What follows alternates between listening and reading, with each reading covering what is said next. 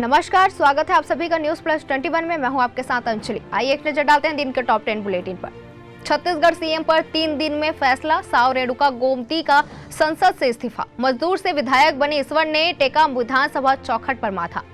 छत्तीसगढ़ में अतिक्रमण पर बुलडोजर, रायपुर में दर्जनों दुकानें तोड़ी गई। महासमुंद में कार्यवाही के बाद अब जुर्माना। रायगढ़ में कब्जा हटाने 7 दिन की मोहलत दी गई है। विधानसभा चुनाव जीता तो सांसदी छोड़ी। 4 राज्यों से बीजेपी के 21 सांसद लड़े, 12 जीते। सांसदी में अब तक 11 का इस्तीफा। तूफान मिचोंग से चेन्नई में तबाही, 72 घंटे से बिजली नहीं, इंटरनेट बंद। वायुसेना के हेलीकॉप्टर से खाना पहुंचाया जा रहा। शाह ने लोकसभा में नेहरू की चिट्ठी पढ़ी, बोले नेहरू ने खुद को शेख अब्दुल्ला से कहा था, कश्मीरी मुद्दा यूएन ले जाना गलती थी। सचिन, विराट, अमिताभ अंबानी को रामलला की प्राण प्रतिष्ठा में न्योता। 7,000 लोगों को निमंत्रण, जिनमें 3,000 वीवीआईपी कार सेवकों के परिजन भी आएंगे।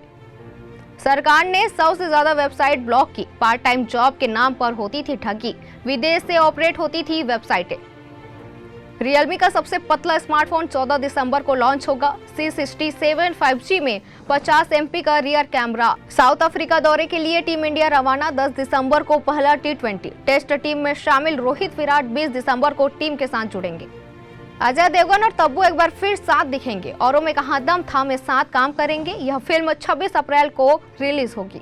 तो ऐसी तमाम जानकारियों से लगातार अपडेट रहने के लिए देखते रहिए न्यूज प्लस 21, आपके हक की बात।